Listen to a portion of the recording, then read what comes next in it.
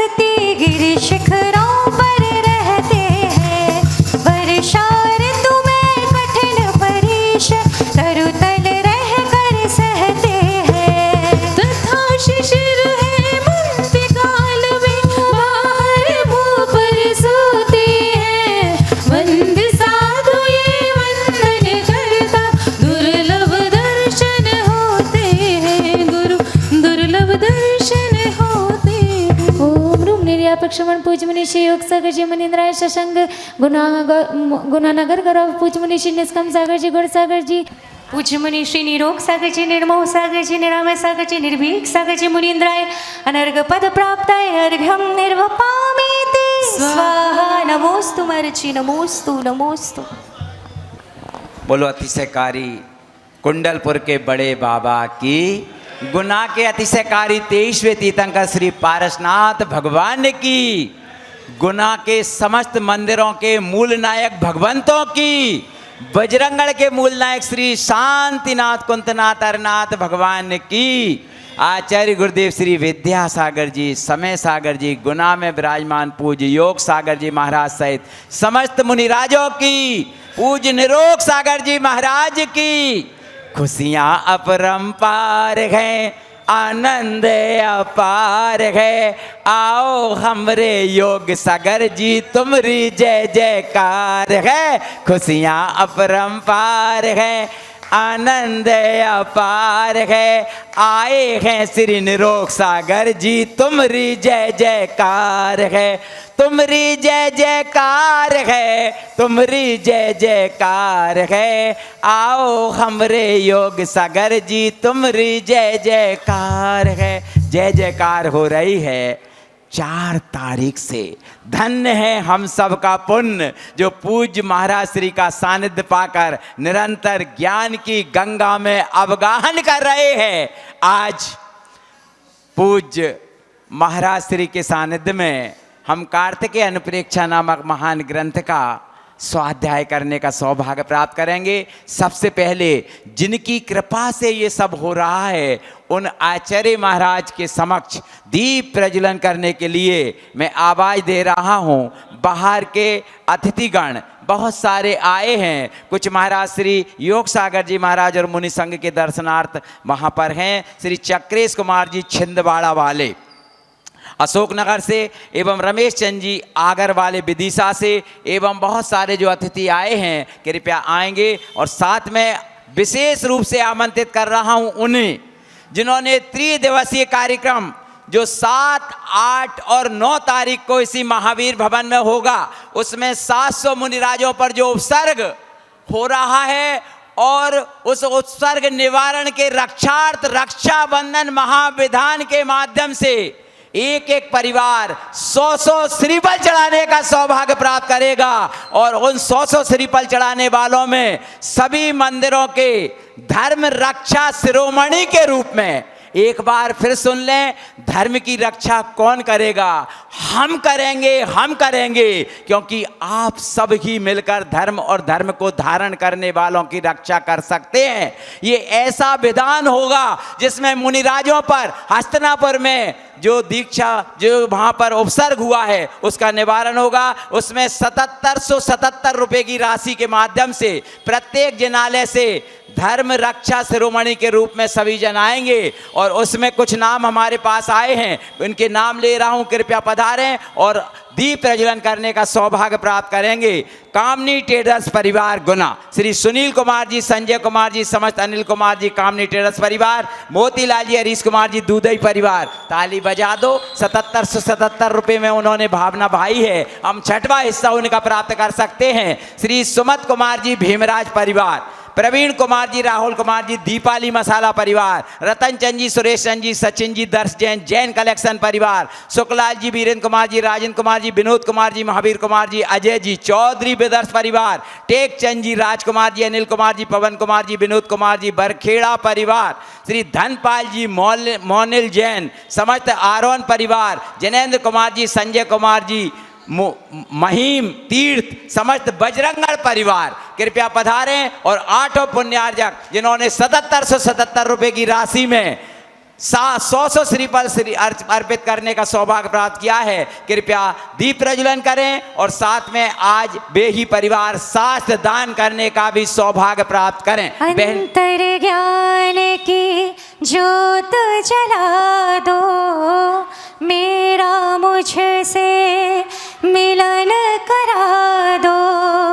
दया के सागर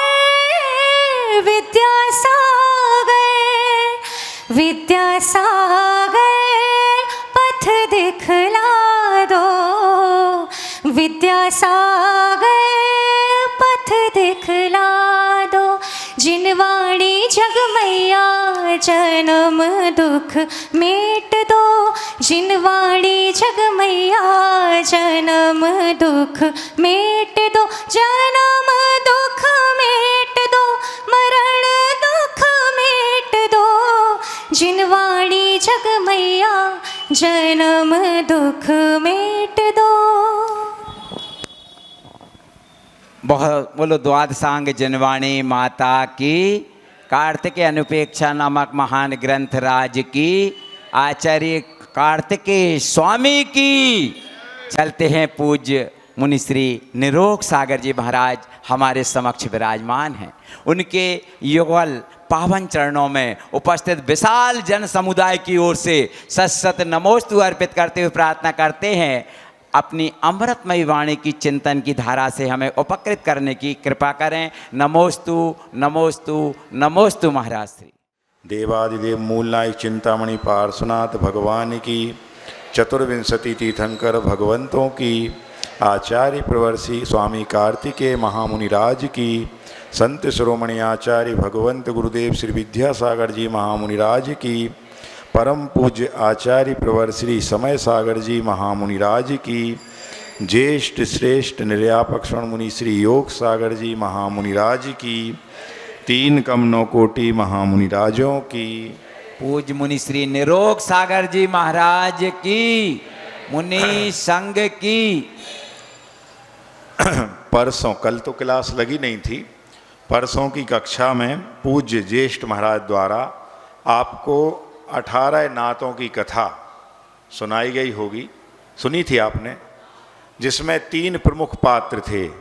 एक धनदेव करके था, एक बसंत तिलका नाम की वेश्या थी और एक उसी की पुत्री कमला थी। तो ऐसे उस माने स्टोरी में मुख्य 3 रोल थे। इन तीनों ने क्या क्या रूप धारण किए, कितने बार कौन कौन से आपस में संबंध बनाए, और ऐसे एक एक को लेके कितने 6 उन्होंने संबंध बताया। जैसे टोटल 6 3 18, समझ गया। माने ये संबंध आज तक किसी को समझ में नहीं आए। जब कोई चार्ट बनाए फिर एक एक करके समझाए क्लासीफाइड करके तो ही समझ में आते, ऐसे डायरेक्ट पढ़ने में समझ में नहीं आते। और दूसरा, आपको रिलेशनशिप आना चाहिए कि ये उनके बेटा के ये हैं तो वो फिर अपने कौन होंगे। यदि ऐसा आता है तो ही ये 18 नातों की कथा जो है, 18 संबंधों की कथा है, समझ में आ सकती है, अन्यथा नहीं आती है। तो ये तो कल हो गई थी, ये मुझे नहीं पढ़ाना है ना। आज 66वीं गाथा है और अभी तक अपन कौन सी अनुप्रेक्षा पढ़ रहे हैं? ये संसार अनुप्रेक्षा पढ़ रहे हैं। तो अब 5 प्रकार का संसार बताया गया है इस गाथा में, वो ही बताएंगे। द्रव्य, क्षेत्र, काल, भाव और भव, ऐसे 5 प्रकार के संसार होते हैं। और जब अपन ने संसार भावना, संसार अनुप्रेक्षा शुरू की थी तो उस समय भी यही कहा गया था कि संसरतीति संसारा, यानी जो चारों गतियों में 84 लाख योनियों में जो परिभ्रमण करना है, घूमना है, पिकनिक मनाना है जीव की। अपन तो ये छोटी मोटी पिकनिक मनाते हैं, जो देखते कि हम यहाँ जा रहे हैं वहाँ जा रहे हैं। यह जीव अनादि काल से, मतलब अनादि का मतलब जिसकी शुरुआत नहीं है, ना आदि अर्थात बिगिनिंगलेस, कोई शुरुआत नहीं है। ऐसे हर जीव इस संसार में लगातार परिभ्रमण कर रहा है। फिर भी यदि अपन को चाह रहती है कि हम यहाँ जाएं घूमने, वहाँ जाएं घूमने, तो समझ लो अभी आपको संसार में बहुत अच्छा लग रहा है।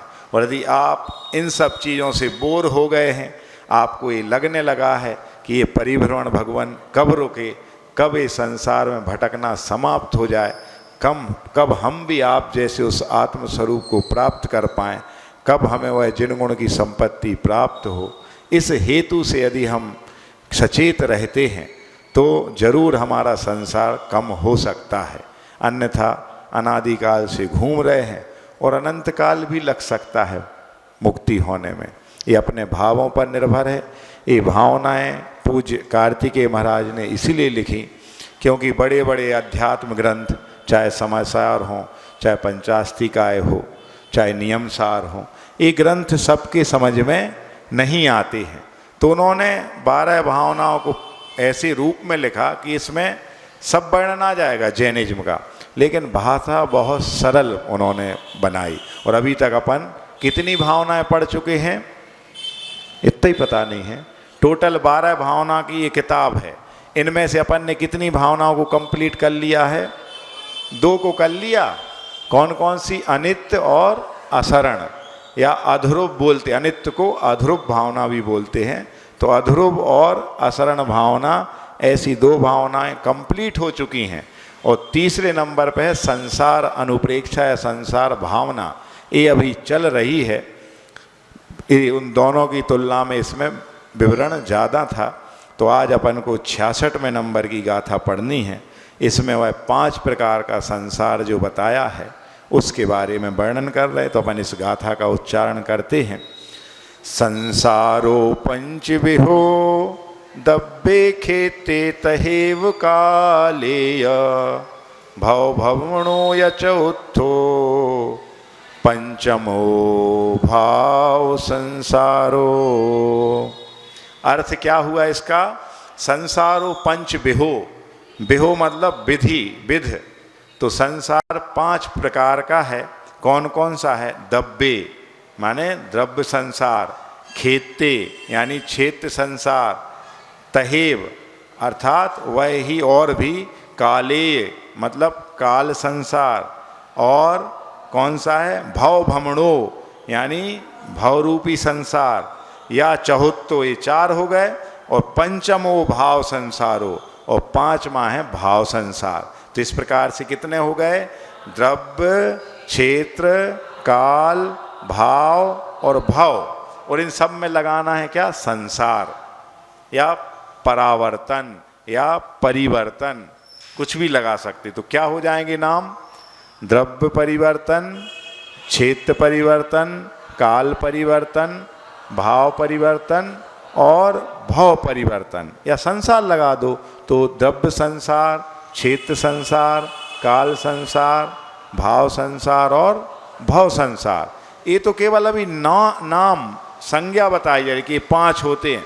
अभी एक एक गाथाओं के द्वारा एक एक संसार का वर्णन होगा, और वो वर्णन सुनने में ही कठिन लगेगा, लेकिन आप सोचो उसको अपन ने प्रैक्टिकली जिया है।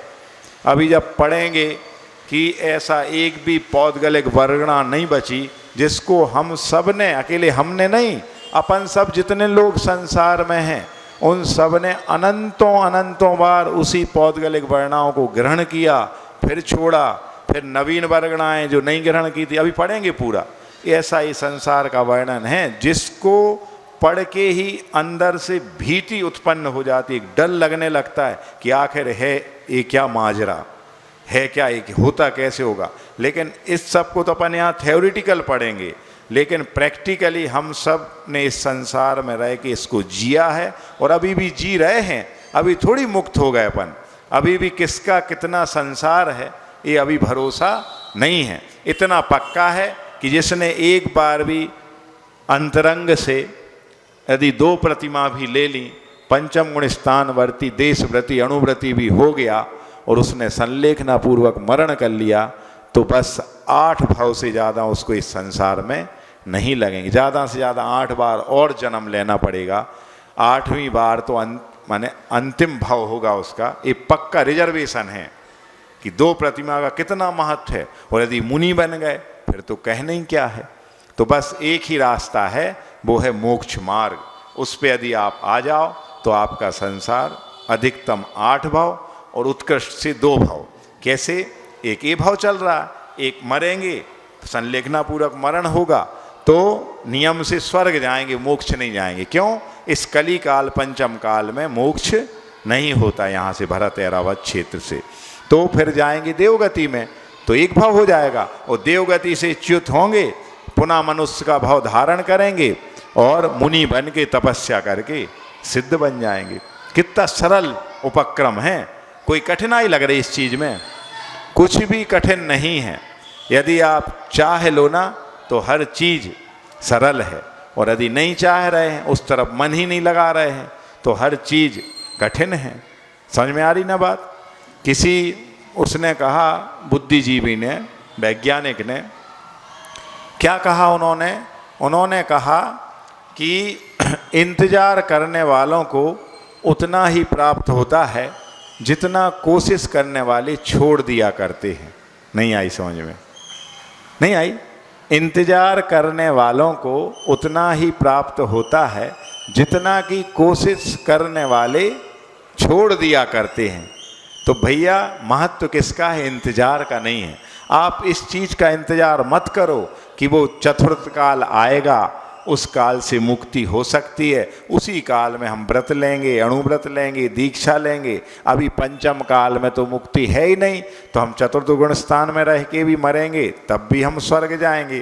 पंचम गुण स्थान बढ़ती भी कोई प्रतिमाधारी या एलक क्षुल्लक आदि का संलेखना पूर्वक मरेंगे तब भी स्वर्ग जाएंगे। और महाराज भी क्यों ना, आचार्य विद्यासागर भी क्यों ना गए हों, वो भी स्वर्ग में ही हैं। तो अब क्यों इतनी कठिन साधना करें, क्यों इस शरीर को सुखाएं तपों में? इसलिए बेहतर है चतुर्थ गुण स्थान में रह के हुए भी अच्छी, जितना बन सकता उतने भावों को संभाल लो, ऐसा सोचते सब। पर ऐसा नहीं भैया, जब तक चारित्र पथ पर अग्रसर नहीं होगे तब तक मोक्ष मार्ग आपका शुरू नहीं होगा। सम्यक दर्शन, सम्यक ज्ञान और सम्यक चारित्र, तीनों की एकता का नाम मोक्ष मार्ग है। अकेले सम्यक दर्शन को मोक्ष महल की प्रथम सीढ़ी उपचार से कह दिया है, पर एक्चुअल मोक्ष मार्ग तो जब तीनों की एकता होगी तभी जाके शुरू होता है। तो इस गाथा का अर्थ अपन ने समझ लिया। अब इसकी टीका देखते हैं। संसरणम संसारः परिवर्तनं भ्रमणम इति यावत पंचविधा पंच प्रकारा। संसरण करना, परिभ्रमण करना, परिवर्तन करना, यही संसार है, अर्थात यहाँ वहाँ घूमना भटकना। और यावत जो कि पंचविधा यानी 5 प्रकार का है। प्रथमो द्रव्य संसारा, पहला द्रव्य संसार है। द्वितीया क्षेत्र संसारा, दूसरा क्षेत्र संसार है। तथैव तृतीया काल संसारा, उसके बाद तीसरा काल संसार है।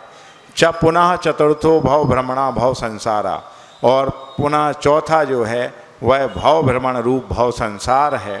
और पंचमो भाव संसारा, 5वां भाव संसार है। अब इसमें से जो प्रथम है द्रव्य संसार, उसके लिए ये टीका, उसके लिए गाथा आएगी, उसके पहले उत्थानिका है। अथ प्रथम द्रव्य परिवर्तन स्वरूपम निरूपयति। अब उन 5 में सबसे पहला जो द्रव्य संसार है उसका निरूपण करने के लिए यह 67वें नंबर की गाथा अपन पढ़ते हैं। बंददि मुंचदि जीवो परिसमयम कम पुग्गला विविहा नो कम पुग्गला विय मिच्छत कसाय संयुक्तो। इसका अर्थ क्या निकला? इसका अर्थ ये निकला कि बंददि मुंचदि जीवो माने वदनाति मुंचति च जीवा, यानी यह जीव क्या करता है? यह कर्मों को बांधता है या ग्रहण करता है। बंधदी और मुंचति यानी होता छोड़ना, यानी त्याग करता है। तो ये ग्रहण करना और छोड़ना, यह प्रक्रिया जब तक अनवरत चलती रहती है, कर्म पुद्गल परमाणु हो, चाहे नो कर्म परमाणु हो, चाहे भाव कर्म हो, इन तीनों से मिलकर के ही संसार बनता है। द्रव्य कर्म, भाव कर्म और नो कर्म।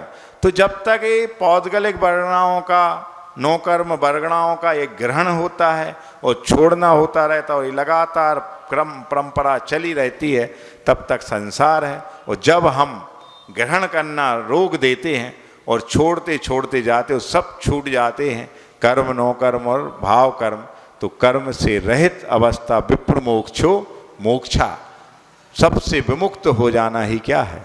मोक्ष है। तो वो प्राप्त कर लेते हैं।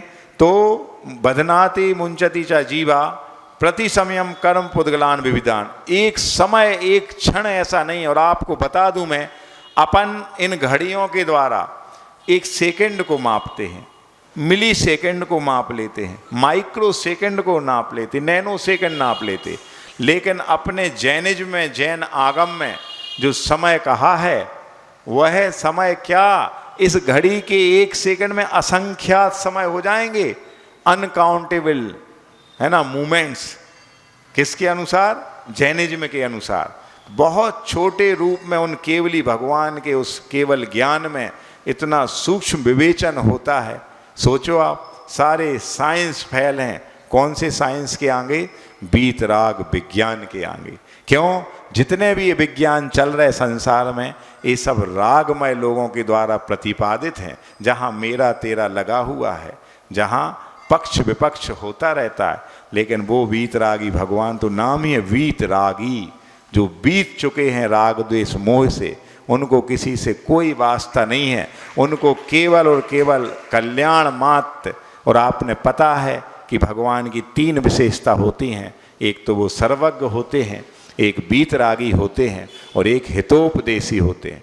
एकमात्र उनका काम है कि जैसे मेरा कल्याण हो गया है, ऐसा इन सब भव्य आत्माओं का कल्याण कैसे हो। इसलिए 4 टाइम अपने आप खिरती है दिव्य ध्वनि, उसमें कोई उनको पुरुषार्थ नहीं करना पड़ता। समझ गए? तो ऐसे भगवान ने सब कुछ जाना, देखा, और गणधर भगवान ने और आचार्यों की सहायता से सब गुम्फित किया। और अपन सबका सौभाग्य है कि अपन को अच्छा मन मिला, अच्छी बुद्धि मिली, अच्छी आंखें मिल गईं, अच्छे कान मिल गए, अच्छी आवाज़ मिल गई। तब हम इन शास्त्रों को पढ़ पा रहे हैं, सुन पा रहे हैं, देख पा रहे हैं, और इसके आगे समझ पा रहे हैं। इतना सब तो होता रहता है, लेकिन इसके आगे एक स्टेप और बढ़ जाएं कि समझने के बाद उसको हम जीवन में उतार लें, तो अपने आप में अपन भी एक शास्त्र बन जाएंगे। मतलब अपना जीवन भी केवल ज्ञान से, यही क्षयोपशम ज्ञान, यही हमारा शास्त्र स्वाध्याय, हमारा यही इस सभा में बैठना एक दिन हमारे इस क्षयोपशम ज्ञान को क्षय ज्ञान अर्थात केवल ज्ञान में तब्दील करने में कारण बनेगा, परंपरा से कारण बनेगा। इसलिए इस स्वाध्याय को छोटा मोटा नहीं मानना। यही संस्कार हैं जो आगे पल्लवित पुष्पित होंगे और एक वट वृक्ष का रूप धारण करें। कुछ भी समझ में नहीं आता, कोई बात नहीं, इतना तो समझ में आता है कि हमें कुछ समझ में नहीं आता। तो एक दिन ऐसा आएगा कि जब ये समझ में आने लगेगा कि हमें हर चीज़ समझ में आती है। समझ गए ना? बस बैठो, सुनो, पूरी श्रद्धा रखो, निस्संक अंग का पालन करो। कोई भी शंका नहीं होना चाहिए कि ऐसा कैसे होता होगा, ये सही है कि नहीं है। ऐसा तो नहीं ये बिल्कुल फांकलाजी और फेंकलाजी हो, ऐसा नहीं। तीर्थंकर की वाणी है, नान्यथावादी नो जिना है, कभी अन्यथावादी नहीं हो सकते तीर्थंकर भगवान। आपके कल्याण के लिए उनने ये सब लिखवाया है, गणधर भगवान ने लिखा है। तो इसलिए पूरी श्रद्धा के साथ पढ़ना। और ये तो इतना सरल ग्रंथ है कि इसको 8th क्लास से आगे का कोई बच्चा भी बैठ जाए, टीनेजर्स जो, वो भी समझ सकता। उससे बिलो वाले नहीं समझ पाएंगे, लेकिन वो तो समझ सकता है। तो ये वो कह रहे हैं कि ऐसा एक समय नहीं है जबकि हमने कर्म, विविध प्रकार की कर्म पुद्गल वर्गणाओं को ग्रहण नहीं किया हो, नो कर्म पुद्गल वर्गणाओं को ग्रहण नहीं किया हो। और किस कारण से किया है, तो वो कारण बताते हैं। क्या? मिथ्यात और कसाय संयुक्ता। ये आया ना अंतिम पद, क्या? मिच्छत कसाय संयुक्तो। तो मिथ्यात और कसाय ऐसे 2 बहुत बड़े भूत हैं जो अनादिकाल से इस जीव के पीछे लगे हुए हैं। लाख कोशिश कर रहा है जीव, तड़पड़ा रहा है, उद्यम कर रहा, सब कर रहा, लेकिन वो भूत पिशाच ग्रह ऐसे हैं कि किसी भी गुनिया तांत्रिक के द्वारा उतारे नहीं जा पा रहे हैं। वो तांत्रिक हमें खुद बनना पड़ेगा, वो सिद्धि हमें खुद करना पड़ेगी, जब हम इस अनादिकालीन भूतों को भगा पाएंगे। वैसे तत्वार सूत्र के 8वें अध्याय में पहला सूत्र जो है वो कौन सा है? कौन सा बताओ, किसी को याद हो तो? हाँ, मिथ्या दर्शना व्रति प्रमाद कसाय योगा बंद हेतवाह। मतलब ये बंद के 5 हेतु बताए हैं। कौन से? मिथ्या दर्शन, अविरति, प्रमाद, कसाय और योग। और इन सब में मुख्य कौन है, लीडर कौन है? सबका बाबा है मिथ्यात, और उसकी सहभागिनी है कौन? जो मिथ्यात को फलीभूत करती है, जो अनंत अनुबंध कराती है संसार से, उसको बोलते हैं अनंतानुबंधी कसाय। और वैसे कसाय कितनी होती हैं? 25 प्रकार की होती हैं। मिथ्यात कितने प्रकार का होता है? 5 प्रकार का होता है। आप सब आलोचना पाठ में पढ़ते हैं, विपरीते कांत विनय के, संशय ज्ञान कुनय के, पढ़ते तो ये 5 मिथ्यात के नाम आते हैं इसमें, समझ गया ना। और कसाय सब जानते हैं, 25 प्रकार के पढ़ते हैं अभी। तो इस गाथा का अर्थ क्या हुआ मुख्यतः, कि मिथ्यात और कसाय से युक्त वह संसारी जो प्राणी हैं, वह एक समय भी ऐसा नहीं है, हर क्षण हर पल प्रति समय कर्म वर्गणाओं को और नौकर्म वर्गणाओं को लगातार अपने भावों के द्वारा ही ग्रहण करता रहता है। तो इस प्रकार से ये किसके अंतर्गत पढ़ रहे अपन? ये पढ़ रहे अपन द्रव्य परावर्तन या द्रव्य परिवर्तन या द्रव्य संसार, ये अपन पढ़ रहे हैं। तो उसमें यही है द्रव्य संसार। अब इसकी अपन टीका पढ़ते हैं, क्या लिखा है इसमें? तो लिखते हैं कार्तिकेय महाराज, एक्चुअल में टीका की है सुखचंद महाराज ने, जिन्होंने ज्ञानार्णव ग्रंथ लिखा, ध्यान का प्रथम ग्रंथ है। बहुत अच्छा वर्णन है उसमें ध्यान के संबंध में। ये आजकल इतने सारे ध्यान केंद्र बनाए जा रहे हैं, मेडिटेशन सेंटर, लेकिन अपने आचार्य ने पहले से ही ग्रंथ लिख दिए इतने बड़े बड़े, और इन्हीं को अपने पास पढ़ने का समय नहीं है, और वो दूसरे जैनेतर बंधु लोग पढ़ के मेडिटेशन सेंटर खोल रहे हैं, और आप ही जैसे लोग वहाँ लाखों लाखों रुपए दे के लाभ ले रहे हैं। आप क्या समझ रहे हैं? उन्हीं को सब आता है, बल्कि आप ये नहीं समझे कि उनने कहाँ से सीखा है, कौन से ग्रंथ पढ़े हैं। तो ये जैन वांग्मय इतना विशाल है कि बस समय निकालो आप, फिर तो ऐसी डुबकी लगाओगे, ऐसी डुबकी लगाओगे कि दिन दिन क्या महीनों महीनों तक आपको ऊपर निकलने का समय नहीं मिलेगा। इतनी अवगाहन आप कर सकते इसमें। तो कहते हैं वो शुभचंद आचार्य टीका में, जीवा संसारी प्राणी पंच मिथ्यात पंचविंशति कसाय वसात प्रति समयम समयम समयम प्रति कर्म पुद्गलान ज्ञानावर्णादि सप्तकर्म योग ज्ञान कर्म वर्गणा आयात पुद्गल स्कंधान स्निग्ध रूक्ष वंद गंधादि भी तीव्र मंद मध्यम भावेन यथा अवस्थितान योग्यान अनेक प्रकारान अपीचा नो कर्म पुद्गलान शरीर तेयस षट पर्याप्ति योग पुद्गलान वदनाति योग वसाद बंधम नयति मुंचति स्वस्थिति कालम स्थित्वा जीर्णयते। इतनी लंबी कह दी उनने एक ही लाइन। तो इसमें वो कहते हैं यह जीव जो है संसारी प्राणी है, 5 प्रकार के मिथ्यात और 25 प्रकार की कसाय के बस से प्रति समय मतलब समय समय में कर्म पुद्गलों को अर्थात ज्ञानावर्ण आदि जो कर्म हैं 8 होते हैं, लेकिन आयु कर्म तो विशेष समय में ही ग्रहण होता है जब वो अपकर्ष काल पढ़ते हैं। बाकी 7 कर्मों के योग जो पौद्गलिक वर्गणाएँ हैं उनको तो यह संसारी प्राणी हर क्षण ग्रहण करता रहता है। तो सप्त कर्म योग ज्ञान 7 कर्मों के योग जो कर्म वर्गणा हैं उनका आयात यानी ग्रहण करता है पुद्गल स्कंदान को। और किस रूप में रहती हैं वो? तो स्निग्ध रूक्ष वर्ण और गंधादि भी इनको विशेषता लेकर के वह पौद्गलिक वर्गणाएँ रहती हैं। कुछ स्निग्ध वर्गणाएँ हैं, कुछ रुक्षत्व यानी रूखी हैं, किस वर्ण वाली हैं, गंध वाली हैं। और कैसे वह ग्रहण करता है? तो तीव्र मंद मध्यम भावेन मतलब तीव्रतर परिणाम होते हैं, फिर मध्यम परिणाम होते हैं और मंद परिणाम, इनके द्वारा ग्रहण करता है। यथा अवस्थितान जैसा होता है उसके अनुसार योग्यान अनेक प्रकार की पुद्गल वर्गणाओं को अपीचा और क्या करता है? नौकर्म पुद्गलान यानी नौकर्म वर्गणाएँ। आप इतना समझ लो कर्म वर्गणाएँ क्या हैं और नौकर्म क्या हैं। तो कर्म मतलब ज्ञानावर्ण आदि जो 8 कर्म हैं उनके योग जो पौद्गलिक परमाणु आते हैं उनको कर्म वर्गणा बोलते हैं। और जो 3 प्रकार के शरीर हुआ करते हैं, वैसे 5 शरीर होते हैं। 5 होते? इतने ही नहीं पता? अरे औदारिक वैक्रियक आहारक तेजस और कार्मण ऐसे 5 शरीर हैं। उनमें से 2 शरीर तो अनादि संबंधी चाहे तेजस और कार्मण, बाकी 3 शरीरों में परिवर्तन होता है। मतलब अभी अपन सब मनुष्य आयु में जी रहे या त्रियंश जो है जितने, उन सब का शरीर कौन सा कहलाता? औदारिक शरीर। और देव और नारिकों का शरीर कहलाता है वैक्रियक शरीर। और जो रिद्धिधारी मुनिराज हो जाते हैं, जिनको आहारक रिद्धि हो जाती है, तो उनका शरीर कौन सा वो पुतला निकलता है? आहारक शरीर। समझ गए? तो ये दो शरीर तो आहारक और वैक्रिय, इन दो में से तो एक हो गई होगा हर संसारी प्राणी का। लेकिन आहारक शरीर जो है वह तो केवल रिद्धिधारी मुनिराज के पास ही मिलता है, जिनको आहारक रिद्धि हो, और वो लाखों करोड़ों में एकाध होते हैं, ऐसे नहीं कि सबको हो जाती है।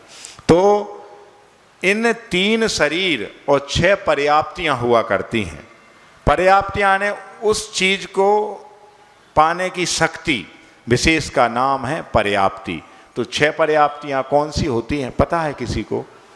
आहार पर्याप्ति, शरीर पर्याप्ति, इंद्रिय पर्याप्ति, श्वासोच्छ्वास पर्याप्ति, भाषा पर्याप्ति और मन पर्याप्ति। ऐसे 6 हो गई। समझ गए? तो इस प्रकार से 3 शरीर और 6 पर्याप्तियों के योग जो ग्रहण करने वाले परमाणु विशेष होते, वर्गणाएं होती हैं, उनको बोलते हैं 9 कर्म। क्या बोलते हैं? 9 कर्म, यानी ईसत कर्म है। कर्म तो सबसे बड़े बाबा हैं, और कर्म जिनके माध्यम से फल देते हैं वो कहलाते 9 कर्म। तो कर्म हमें एहसास किस चीज़ का? दुख किसको होता? वैसे तो मूलभूत आत्मा को होता, लेकिन इस शरीर को होता है कि इसमें दर्द हो रहा, ये पैर दर्द हो रहा है, ये सिर दर्द हो रहा। आज तक किसी ने ये कहा है कि मेरी आत्मा को दर्द हो रहा है? हो रहा नहीं कहते। तो कर्म फलते हैं किसके माध्यम से उदय में आते? इस 9 कर्म के माध्यम से। तो ये शरीर है, जितना भी आत्मा को और कर्म को छोड़ दें तो जितना ये पौद्गलिक संसार दिख रहा है वो सब किस में आ जाता है? 9 कर्म में आ जाता है। और हमारे जो भाव होते हैं राग द्वेष मोह रूपी, वो भाव कहलाते हैं क्या? भाव कर्म। समझ में आ रही बात? तो सबसे बड़े कौन है? भाव कर्म। जैसे हम परिणाम करते हैं इस संसार में अपनी आत्मा के ही सराउंडिंग, ऐसी अनंत पौद्गलिक वर्गणाएं विद्यमान है। कहीं से कहते हैं वो आश्रव यानी आने का द्वार। तो ऐसा नहीं कि हमने लंदन से वर्गणाएं आ रही हैं, फॉरेन रिटर्न वर्गणाएं, कोई यूएस से, न्यूयॉर्क, न्यू जर्सी से आ रही हैं, ऐसा नहीं है।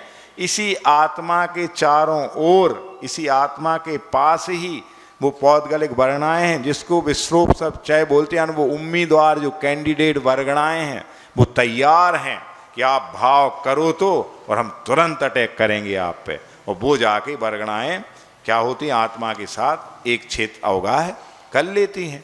तो वही बंध कहलाता है। और बंद करना है, यदि बंध को बंद करना यानी क्लोज करना है यदि, तो क्या करना है? जिन भावों से संसार बढ़ता है उसके विपरीत जो भाव हैं वो भाव कर लो। क्या कहा प्रतिक्रमणकार ने? बड़े प्रतिक्रमण में उनने बोला कि ऐसी भावना भावना चाहिए, अभावियम भावेमि, अभावियम भावेमि, भावियम न भावेमि। मतलब आज तक हमने जो भाया है, जो भाव किए हैं भगवान, अब वो भाव ना आए। और आज तक जो भाव हमारे अंदर नहीं आ पाए हैं, हे भगवान वो भाव हम कर पाएं। मतलब नहीं आ रही समझ में? बातें समझ में नहीं आ रही? कोई हम उर्दू अरबी तो नहीं बोल रहे हैं, हिंदी बोल रहा हूँ मैं। और यदि और समझ में नहीं आ रही तो ठेठ बुंदेली में समझाएं, हैं? जैसे देखो समझने हुए। हाँ, बुंदेली समझ जाते सब? नहीं समझ पाओगे। हाँ भाई, तो मैं कह रहा हूँ ऐसे भाव जो आज तक नहीं भाए, हे भगवान वो भाव हम कब भा पाएँ? हमें राग द्वेष की परिणति से, ये विषय कसायों की, ये बंद की विकथाओं की, हम दिन रात यही विषय हमने सुने हैं, इन्हीं को अनुभूत किया है, इन्हीं को भोगा है। अब इनसे परे जो मोक्ष मार्ग है, जो राग द्वेष से रहित है, जो जीव के कल्याण मात्र की सोचता है और जो हमेशा करुणा दया से भरपूर हुआ करता है, अनुकंपा ही अहिंसा ही जिसका प्राण है, ऐसे वह मोक्ष मार्ग पे हम कब चल पाएंगे? कब वो भावना भा पाएंगे? वो पढ़ते तो बहुत हैं भजन में, लेकिन उसको चरितार्थ कब कर पाएंगे? कौन सा भजन? संत साधु बन के विचरूं, वह घड़ी कब आएगी? चल पड़ूं मैं मोक्ष पथ पर, वह घड़ी कब आएगी। हाँ, अरे अब नहीं कपूर होगा, ये कोई भजन संध्या थोड़ी हो रही। वो तो मैं कह रहा हूँ कि भजन भजन तक ना रहे, ये भजन आत्मा का भोजन बन जाए और आत्मा उस ठिकाने पे लग जाए तो सब सार्थकता हो जाएगी। तो वो कहते हैं कि ऐसे स्निग्ध रुक्ष वर्ण गंध वाली उन वर्गणाओं को तीव्र मंद और मध्य भावों के द्वारा अपने अपने योग अनेक प्रकार से ग्रहण करता है। नौकर्म रूपी पुद्गल वर्गणाओं को भी 3 शरीर और 6 पर्याप्तियों के योग जो पुद्गल वर्गणाएँ हैं उनको बधनाति यानी बांधता है, योग बसात बंधम नयति, और ऐसे योग के बस से उनको बांध बन के ले जाता है। और फिर मुंचति स्वस्थिति कालम स्थित्वा जीणते, और वो वर्गणाएँ अपने आप फल पा कर के निर्जीर्ण हो जाती हैं। कर्म जितने बंधे हैं वो सत्ता में आते हैं, आवादा काल पड़ता है, माने वो एक टाइम ड्यूरेशन, एक वो इंटरवल पीरियड जिसमें कि वो कर्म पकेंगे और फिर उसके बाद फल देंगे। जैसे आपने कोई बीजारोपण किया, तुरंत फल नहीं आएंगे, उस पर एक टाइम लगेगा, जब वो पकेगा फिर वो झड़ जाएगा। तो ऐसे ही हर कर्म बंधते हैं और बंध के फल दे करके छूट जाते हैं। तो ये तो भैया बंधना और छूटना तो लगातार चल रहा संसार है। कैसे इस संसार से दूर हो? तो हम पुरुषार्थ बस ऊधम नहीं करके उद्यम करके, एक ऊधम होता है और एक उद्यम होता है। राइट वे में वर्क करना यानी उद्यम है, और रॉन्ग वे में वर्क कर रहे हैं जो वो ऊधम है। तो अभी तक अपन अनादिकाल से क्या कर रहे हैं? ऊधम। अपन ऊधम को कितना समझते? जो बच्चे करते ना शोर शराबा और उठा पटा, उसको ऊधम कहते। वो खुद जिंदगी से कर रहे, अनादिकाल से कर रहे, तो वो ऊधम समझ में नहीं आ रहा। अपने आप में बड़े समझदार बने चाहिए, बल्कि वो समझदार खुद कह रहा है सा मझधार। जो मझधार में हो वही तो समझदार हैं, समझ गए? तो ऐसा ऊधम छोड़ करके ऐसा उद्यम करें कि अनादिकालीन कर्म परंपरा टूट जाए, समझ गए? कर्मों की क्या कड़ियाँ टूट पड़ें, ऐसा गाते ना उसमें देवशास्त्र गुरु की पूजन केवल रवि किरणों की, उसमें बहुत आनंद आता उसको पढ़ने में। तो वो कह रहे हैं कि यह छोड़ता रहता तो अब करें क्या? तो 2 प्रकार की निर्जरा होती है, एक सविपाक निर्जरा और एक अभिपाक निर्जरा।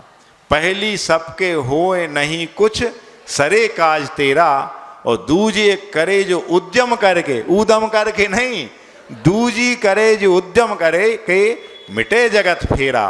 तो बस वो ही नहीं किया है आज तक अपन ने। वो यदि पुरुषार्थ कर लें तो निर्जरा होती कैसे है? तो तपसा निर्जरा चा। ये भी तत्वार्थ सूत्रकार ने कहा है कि 12 प्रकार के जो तप हैं, 6 अंतरंग तप, 6 बहिरंग तप, उनको जब हम करते हैं तो अपने आप कर्मों की निर्जरा होने लगती है। वो जो कर्म जो आपका हजारों लाखों करोड़ों साल बाद आके पक के झरेगा, वो आप एक अंतर मुहूर्त में भी झड़ा सकते हो। सोचो, अनादिकाल इतना पौधगलिक कर्म परमाणुओं का, वर्गणाओं का ऐसा ढेर है कि सुमेरु के बराबर लग जाए, इतना बड़ा पर्वत है, लेकिन उसको विध्वंस करने में जैसे डायनामाइट लगाते ना, तो बड़े से बड़े पहाड़ धराशायी हो जाते हैं। तो ऐसे ही ध्यान रूपी डायनामाइट लगाया नहीं, समझ गए, और वो पूरा पर्वत चूर चूर हो जाता है, समझ गए? पढ़ते ना उसमें तत्वार्थ सूत्र के मंगलाचरण में, भेदतारम कर्म भूभृताम। अरे अब ज्ञातारम थोड़ी हम कह रहे हैं, हम तो कर्मों को तोड़ने की बात कर रहे हैं। तो ऐसा हुआ पर्वत जो है कर्म रूपी, उसको भेद दिया है, छेदन भेदन, छिन्न छिन्न भिन्न भिन्न कर दिया है। किन्ने? उन केवली भगवान ने, मोक्ष मार्गी जो हैं, जिन्होंने तत्वों को जान लिया है यथावस्थित जैसे हैं। तो ऐसे अपन सबको भी करना पड़ेगा, अन्यथा मुक्ति होने वाली नहीं है। तो अब आगे कहते इसी में उक्तम चा, अभी गाथा आ रही है इसी टीका के अंतर्गत, सर्वेपि पुद्गलाः खल्वेन ना उज्जित ताश्च जीवेन ह्रास कृत वा नंत कृत्वा पुद्गल परिवर्त संसारे। मतलब वो क्या कह रहे हैं कि ऐसा एक भी पुद्गल परमाणु नहीं है जिसको कि इस जीव ने संसार में क्रमशः अनंत बार ग्रहण ना किया, और जो भैया ग्रहण होता है तो वो छोड़ा भी जाता है, तो यानी ग्रहण किया और छोड़ा, फिर ग्रहण किया और छोड़ा। इस प्रकार से अगली और गाथा इसी टीका में दी है। इति अगहिद मिस्सह गहिदम मिस्सम गहिदम तहेव गहिदम चा मिस्सम गहिदा गहिदम गहिदम मिस्सम अगहिदम था। माने बस गहिदम अगहिदम मिस्सम, बस यही चल रहा। मतलब क्या, वो तीन प्रकार की वर्गणाएं होती हैं, एक तो ग्रहित, एक अग्रहित और एक मिश्र, दोनों को मिक्स कर दिया, मिलावट कर दी। तो ग्रहित वर्गणाएं कौन सी कहलाती हैं? जिनको अपन सब ने ग्रहण कर लिया है और छोड़ दिया है। अग्रहित कौन सी? जो अभी तैयार हैं उम्मीदवार के रूप में कि आप भाव तो करो, हम बिल्कुल तैयार, आज तक ग्रहण नहीं किया, वो कहलाती अग्रहित वर्गणाएं। और मिश्र यानी दोनों की मिलावट रूप से, कुछ ग्रहित कुछ अग्रहित। तो ऐसे तीन प्रकार की वर्गणाएं होती हैं। जो पुद्गल पहले ग्रहण किए उन्हें ग्रहित कहते हैं, जो आज तक ग्रहण नहीं किए उनको अग्रहित कहते हैं, और दोनों के मिलाव को मिश्र कहते हैं। तो इस प्रकार से यह ग्रहण का क्रम कितनी बार किया है अपन ने? अनंतों अनंतों बार किया है। समझ गए? तो पौद्गलिक वर्गणाएं क्या हो गई? द्रव्य, एक मैटर हो गई, और इस मैटर को बार बार परिवर्तन किया, चेंजेज किया है। आई, ली, फिर छोड़ी, फिर दूसरी आई, फिर वही फिर से रिपीट होके आ गई, फिर मिक्स होके आ गई, और ऐसे करते रहना। तो एक भी पौद्गलिक वर्गणाएं ऐसी नहीं बची होंगी जो कि ग्रहण ना की। तो क्या हो गया? इस प्रकार से यह द्रव्य जो परिवर्तन है कि एक संसार में एक भी पौद्गलिक परमाणु वर्गणाएं नहीं बची जिनको इस जीव ने ग्रहण नहीं किया हो। तो यही क्या है? द्रव्य परावर्तन है, यही द्रव्य संसार है। आ गई बात समझ में? 5 प्रकार के तो उनकी हेडिंग ही बता देती। द्रव्य यानी कुछ मटेरियल, तो अब कौन सा मटेरियल, कौन सा गुड्स? तो मटेरियल यहाँ पौद्गलिक वर्गणाओं रूपी, जो कैसी है? कर्म रूपी भी है, 8 कर्म रूपी और 9 कर्म रूपी भी है। 9 कर्म यानी 3 शरीर जो हैं, औदारिक, वैक्रियक और आहारक, और 6 पर्याप्त, उनके रूप योग जो वर्गणाएं हैं उनको 9 कर्म वर्गणाएं कहते हैं। तो इन कर्म वर्गणाएं और 9 कर्म वर्गणाओं को बार बार ग्रहण करना, छोड़ना, ये कहलाता है द्रव्य संसार। अब इसके बाद अगला आता है अथ क्षेत्र परिवर्तनम आ है। अब क्षेत्र परिवर्तन को कहते हैं, उसकी गाथा है। सो को विनत्थि देशो लोया लोयस्य लोया या सस्य निरवशेषस्य जत्र न सब्बो जीवो जादो मरिदो या बहुवारम।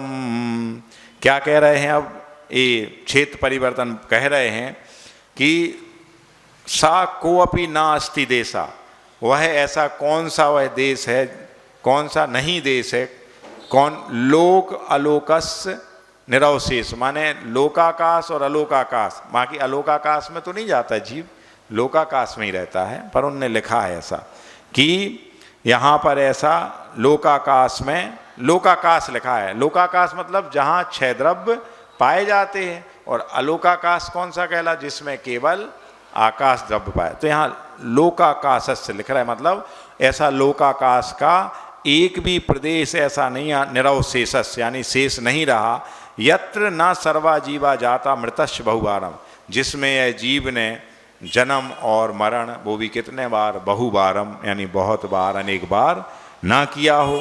तो इसको समस्त लोकाकाश का ऐसा कोई भी प्रदेश नहीं जहाँ सभी जीव अनेक बार जिए और मरे ना हो। माने यहाँ एक भी क्षेत्र ऐसा नहीं है, प्रदेश, जहाँ पर मरे ना हो, और एक प्रदेश में अनंतों बार मरे। अभी पढ़ रहा है, इसकी डिटेल देखना आप। तो यही कहलाता है क्षेत्र परिवर्तन। तो अब इसकी टीका है। लोकाकाशस्य श्रेणी 7 घनमात्रस्य निरवशेषस्य समग्रस्य सा कोपी देशा प्रदेशः नास्ति न विद्यते। लोकाकाश जो है, जो 7 का घन, 7 के ऊपर 3 की घात लगाओ, यानी 7 × 7 × 7, यानी कितना हो गया? 343। 7 में 7 का गुणा करेंगे तो 49 आएगा, और उसमें फिर 49 में 7 का गुणा कर देंगे। सो 343 घन राजू प्रमाण। यह कौन है? लोकाकाश है, और वह 343 राजू प्रमाण, घन राजू प्रमाण होता है। इन 343 राजू घन प्रमाण में एक भी क्षेत्र ऐसा नहीं बचा जिसमें इस जीव ने अनेक बार जन्म नहीं लिया हो और अनेक बार नहीं मरा हो। सा का तो यत्र सर्वो जीवा समस्त संसारी जीव। किस जीव की बात कर रहे हैं? तो सभी संसारी जीवों की बात कर रहे हैं। बहुबारम अनेक बारम यथा भवती तथा, मैंने बहुत बार अनेक बार उसने यह सब किया है, ऐसा हुआ है। ना जाता ना उत्पन्ना, जहाँ की वह उत्पन्न ना हुआ हो, ना मृतश्च ना मरणम प्राप्तम, और जहाँ मरण को प्राप्त ना हुआ हो। क्षेत्र परिवर्तन द्वेधा, यह क्षेत्र परिवर्तन दो प्रकार का है। स्व पर भेदात, एक तो स्व क्षेत्र परिवर्तन और एक पर क्षेत्र परिवर्तन, ऐसे दो भेद हो गए। तत्र स्व क्षेत्र परिवर्तन कश्चित सूक्ष्म निगोद जीवा सूक्ष्म जगन्य निगोद अवगाहेन उत्पन्ना स्वस्थितिम जीवित्वा मृता पश्चात प्रदेश उत्तर अवगाहनेन प्रदेश उत्तर क्रमेण महामत्स्य अवगाह पर्यंतम अवगाह नानी करोति। मतलब स्वक्षेत्र परिवर्तन क्या बता रहे हैं कि कोई सूक्ष्म निगोद या जीव है और उसमें भी वह सबसे सूक्ष्म अवगाहना को लेकर उत्पन्न हुआ और अपनी स्थिति आप सबको पता है। निगोदिया जीव की स्थिति का आयु कितनी होती? एक श्वास में 8-10 बार, बस इतनी आयु है। आपने एक श्वास ली, बस इतने में उनका क्या हो गया? 18 बार जन्म और 18 बार मरण। माने 18 बार लगातार जन्म जन्म जन्म, ऐसा नहीं, जन्म फिर मरण एक हो गया, फिर जन्म फिर मरण, ऐसा कितनी बार? 18 बार। ऐसी वह स्व स्थिति को जीवित्वा जीकर मृता पश्चात और फिर मर करके प्रदेश उत्तर अवगाहना है। और अब उसने क्या कर लिया? अपने शरीर की अवगाहना में एक प्रदेश बढ़ा लिया। अभी मान लो सूक्ष्म अंगुल का असंख्यात्मा भाग तो उसका था, अब उसमें एक प्रदेश बढ़ा लिया और एक प्रदेश बढ़ा करके फिर उत्पन्न हुआ, फिर मरा। समझ गए? फिर क्या हुआ? फिर और एक प्रदेश बढ़ाया और ऐसा प्रदेश बढ़ाते सबसे छोटा जीव होता है सबसे छोटी अवगाहना का तो सूक्ष्म निगोदिया जीव होता है। और सबसे बड़ी अवगाहना का कौन होता है?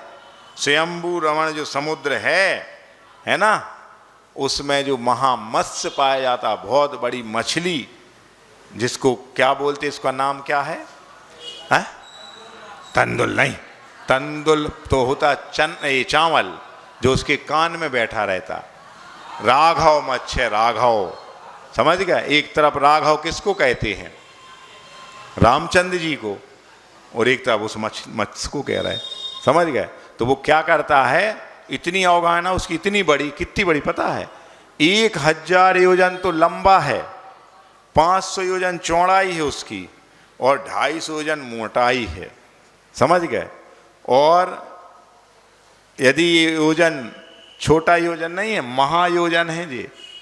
अगर हम छोटा योजन भी माने तो 4 कोस का होता है एक, माने 12 किलोमीटर का एक योजन होता है।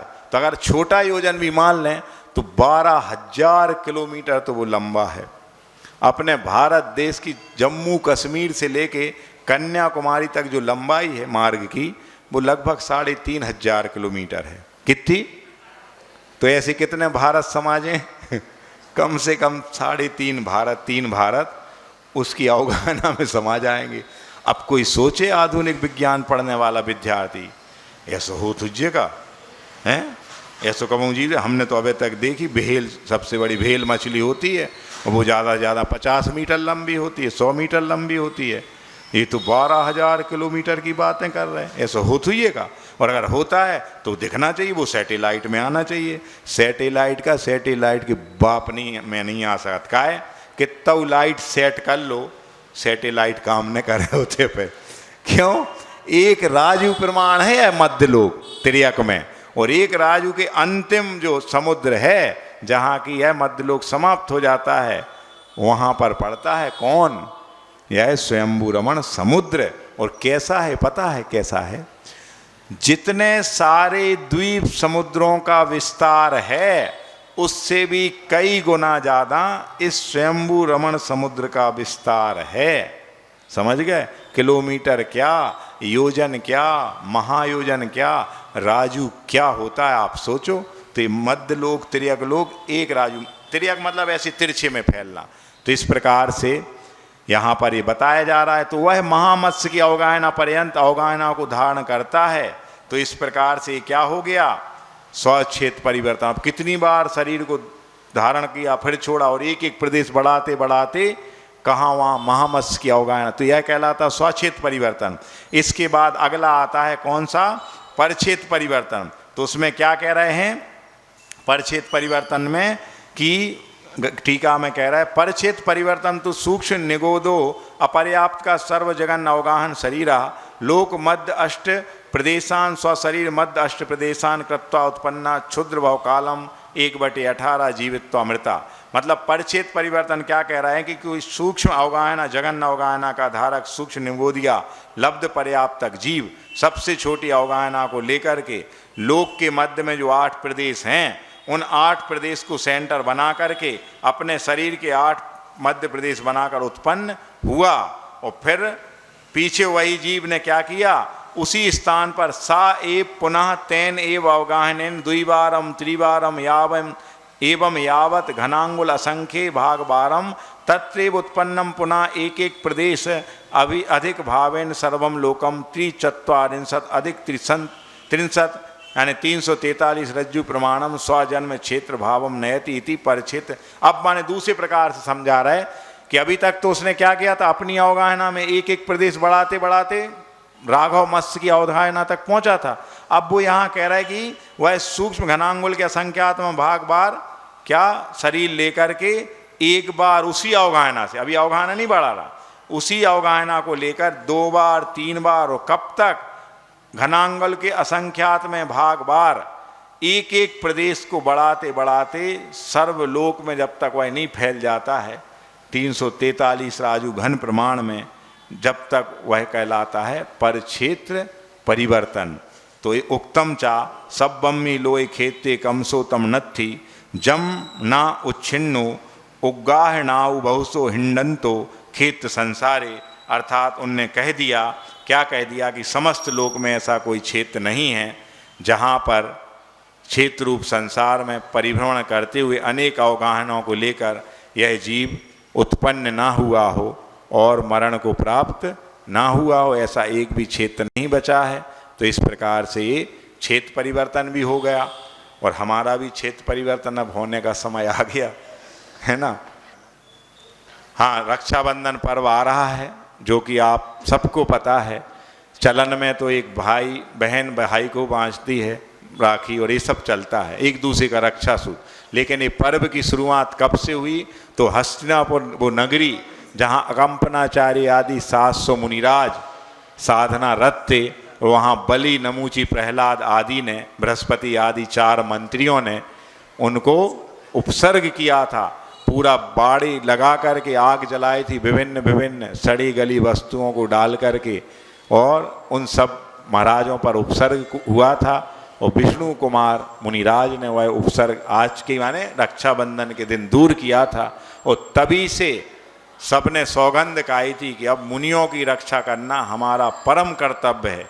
तो उस हिसाब से वह श्रावण शुक्ल पूर्णिमा के दिन से वह पर्व मनाया जाने लगा था। समझ गए। तो आप सबका कर्तव्य है कि इस रक्षाबंधन पर्व को अंतरंग से मनाएं और हमें सौगंध लें।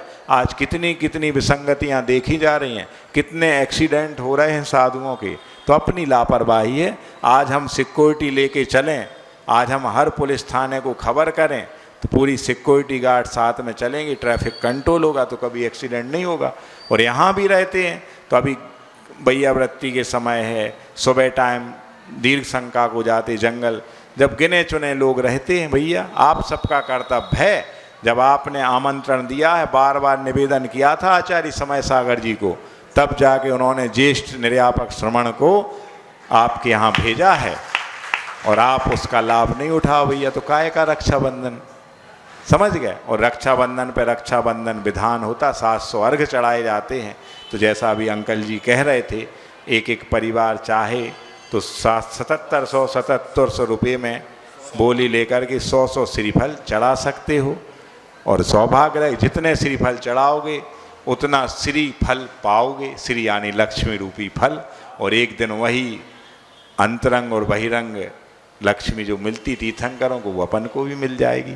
तो आप मनाएं अच्छे से समय। जय बोलो चैतन्य चमत्कारी चिंतामणि पार्श्वनाथ भगवान की। समय नहीं है, चर्या का समय है। आप लोगों को विदित है, महाराज श्री ने रूपरेखा बता दी आपको।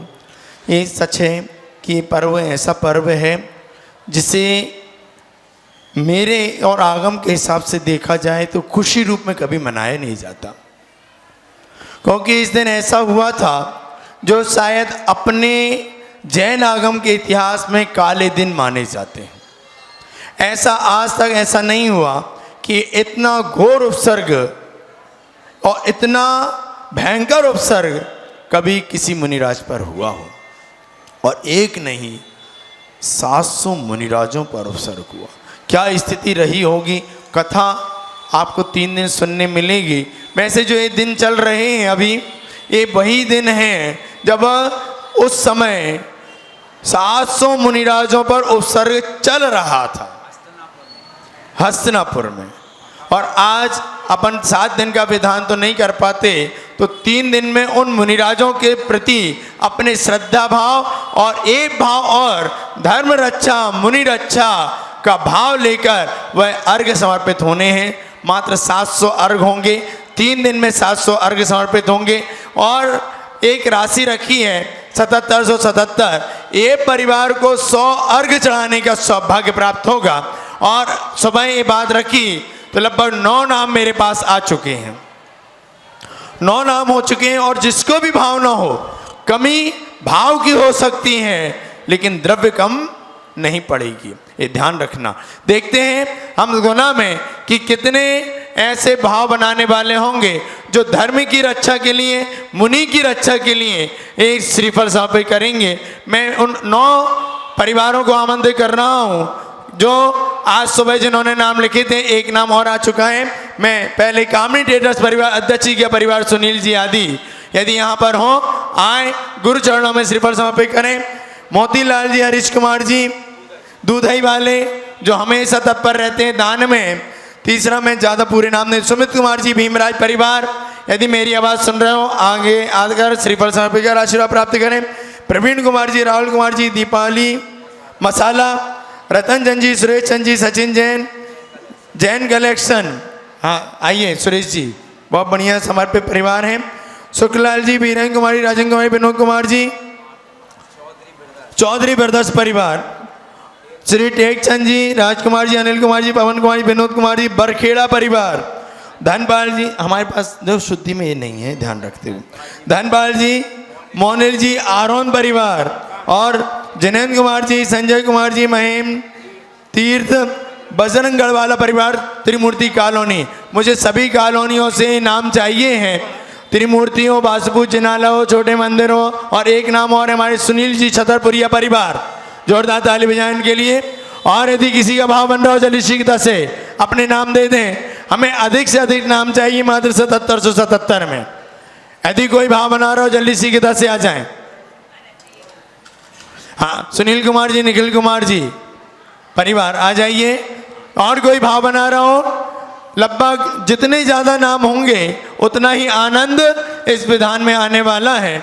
मात्र 7700 की राशि है, कोई बड़ी राशि नहीं है। और भी कोई बनाना चाह रहा हो भाव, जल्दी शीघ्रता से नाम पहुंचा दें।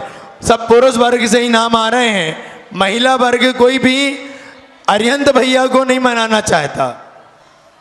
अपने भैया को तो राखी बांधना चाहते हो और उसमें तुम्हें मिलना वाला भी है, कोई सीजन आ रहा है तुम्हारा मिलने का, लेकिन अरिहंत भैया और साधु भैया को राखी बांधने का और उनकी रक्षा के संकल्प का एक महापर्व है। तो आप सभी लोग भाव बना लो और अधिक से अधिक नाम हमें यहाँ पर चाहिए। सभी जिनालों में खबर पहुँचा दें और ये कार्य शीघ्र 2 दिन में पूरे नाम चाहिए। 7 तारीख से यहाँ पर विधान प्रारंभ हो जाएगा।